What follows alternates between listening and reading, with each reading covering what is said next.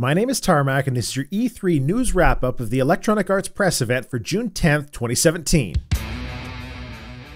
Following in what is likely to be a trend over the next little while from EA, both Madden 18 and FIFA 18 have story modes. Madden 18's story is called Long Shot, and FIFA is called Hunter Returns. I'm not a big sports games fan, so I don't really know how well the story modes resonated with players or how well they were put together, but I do struggle with figuring out in my own mind how this is really a selling feature.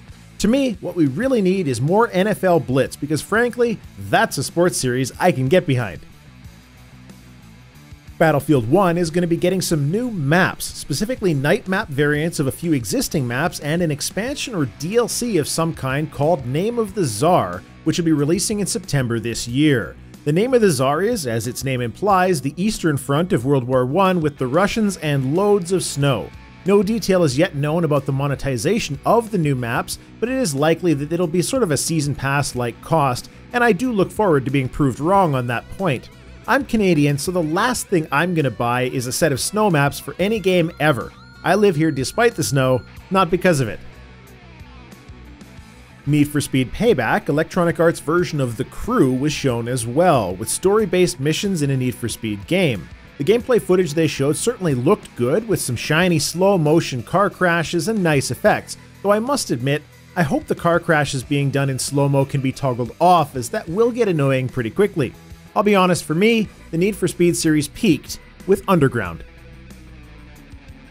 Next up, with one of the only unexpected announcements of the EA press event, was a game by Joseph Fares under the EA Originals brand. EA Originals is the EA-funded indie program, a contradiction in terms, which could probably be replaced by A or AA games instead.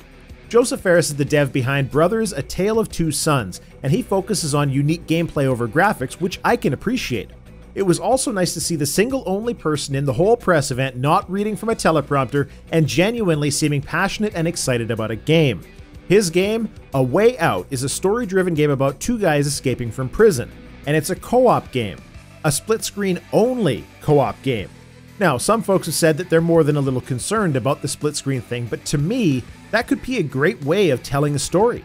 It was made clear that the split-screen is not just local co-op, but online co-op as well, and if it's done properly, being able to see what the other player is currently doing and timing actions together could actually be a really cool way of handling a game like this, especially given the story-based co-op market is so thin. I always wanted to be in the Shawshank Redemption. EA showed a teaser trailer for a game called Anthem, previously known only as Project Dylan, a new IP from BioWare. The teaser was short, and much more in-depth presentation is expected during the Microsoft press event. But it showed what appeared to be a dinosaur outside of a massive walled-in complex, some power armor and such in a very short pre-rendered scene. I get the feeling, especially since it's using the Frostbite engine, that Anthem is going to be similar to Mass Effect in a lot of ways, but with a bit more of an outside and large creature sort of feel, similar to things like Ark or Evolve. At the very least, the teaser did its job. I want to see more. BioWare kind of missed the mark with Andromeda, so it's time to see the project that the core team has been working on for the last few years.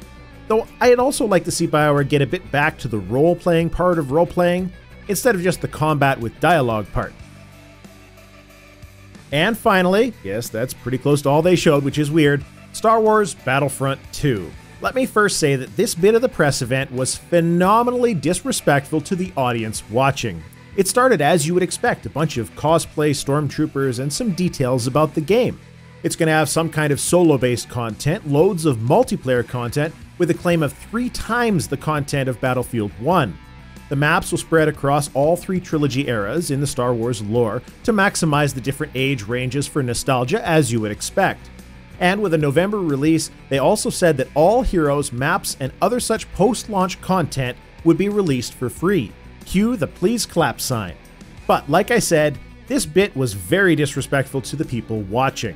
The press event broke away from the main stage just like every other game reveal, not really ending, so they could show some of the Battlefront 2 gameplay.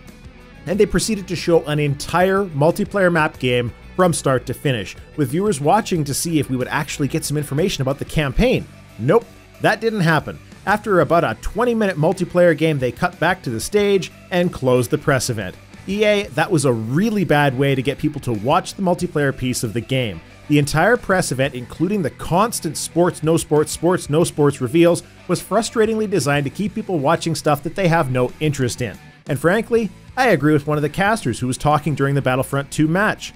The match had multiple stages where you enter into a building in stage 2.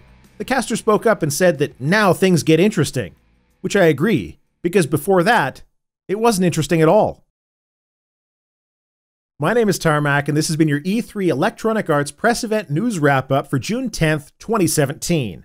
My plan is to continue coverage of all of the E3 press events with a live stream during and a news wrap-up after the conference is over. If you'd like to tune in and chat with me while the press event's actually going on, check the schedule in the comments below for the press event times. I'll be live 10 to 20 minutes before each and through to the end. The next press event is Microsoft on Sunday the 11th at 3 p.m. Mountain Standard Time. Thanks for watching. Cheers. Bye-bye.